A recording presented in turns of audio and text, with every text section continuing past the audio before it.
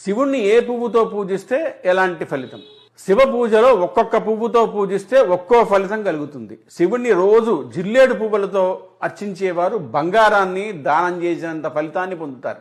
శివ పూజకు సంబంధించినంత వరకు 1000 జిల్లేడు పువ్వుల కంటే ఒక గన్నేరు పువ్వు ఉత్తమం.